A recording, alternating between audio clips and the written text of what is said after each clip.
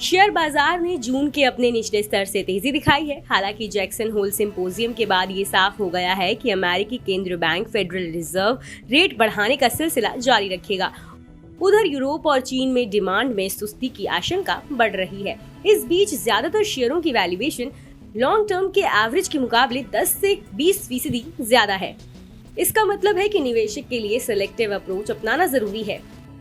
फर्मेंटेना biotech के शेयरों में निवेश का मौका नजर आ रहा है।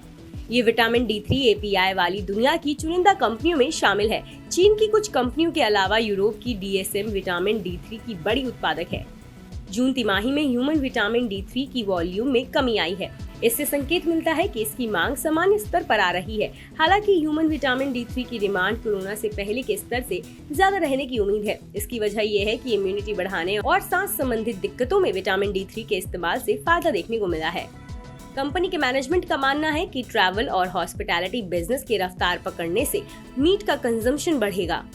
इससे एनिमल फीड विटामिन D3 की मांग बढ़ेगी। फाइनेंशियल ईयर 2019 से 20 में कुल बिक्री में एनिमल फीड विटामिन D3 की हिस्सेदारी करीब 50% थी। ये फाइनेंशियल ईयर 2021 से 2022 में घटकर 19% रह गई। बायो प्रोडक्ट लैनोलिन के कमर्शियलाइजेशन से भी कंपनी को फायदा होगा। कंपनी लैनोलिन प्रोडक्ट्स की कस्टमर्स सेटिस्फैक्शन पर काम कर रही है। अगले फाइनेंशियल ईयर के अंत तक इसका कमर्शियलाइजेशन शुरू हो जाने की उम्मीद है। कंपनी फिलहाल नए प्रोडक्ट्स के उत्पादन के लिए अपने मौजूदा संयंत्रों की क्षमता का पूरा इस्तेमाल कर रही है। इस वजह से साइखा में ग्रीनफील्ड प्रोजेक्ट में देरी हुई है। कंपनी कुल्लू में कस्टमाइज्ड विटामिन प्रीमिक्सेस के लिए अपने पुराने संयंत्रों की क्षमता बढ़ा रही है। इसके अलावा कंपनी दाहेज में विटामिन K और वीगन का भी प्रोडक्शन करेगी। इन प्रोडक्ट्स की मैन्युफैक्चरिंग शुरू हो जाने के बाद कंपनी साइखा प्रोजेक्ट पर फोकस करेगी। फर्मेंटेना बायोटेक अकेली कंपनी है जो इंजीमेटिक प्रोसेस के जरिए कोविड की दवा मोलनुपिराविर बनाने के लिए टेक्नोलॉजी ऑफर करती है। कंपनी ने इसके लिए डॉक्टर रेड्डीज के साथ समझौता किया है। हालांकि मोलनुपिराविर की डिमांड घटी है, लेकिन इससे बायोटेक सोल्यूशन में कंपनी की ताकत साबित हुई है। कंपनी रियल एस्टेट पार्सल्स की मोनेटाइजेशन प्रोसेस को भी आगे बढ़ाने पर काम कर रही है।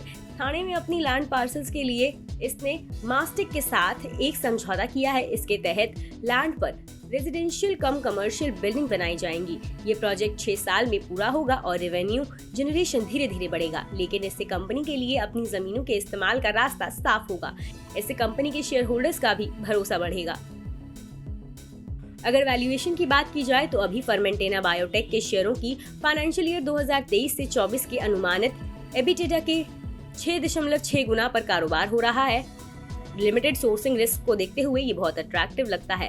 कंपनी का वर्टिकल बिजनेस मॉडल भी ठोस लगता है।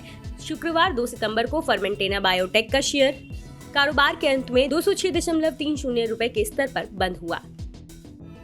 बिजनेस की इनसाइड खबरों के लिए सब्सक्राइब कीजिए मनी कंट्रोल हिंदी के YouTube चैनल को। साथ ही साथ बेल आइकन भी जरूर दबाएं ताकि अगली वीडियो का नोटिफिकेशन तुरंत आप तक पहुंचे।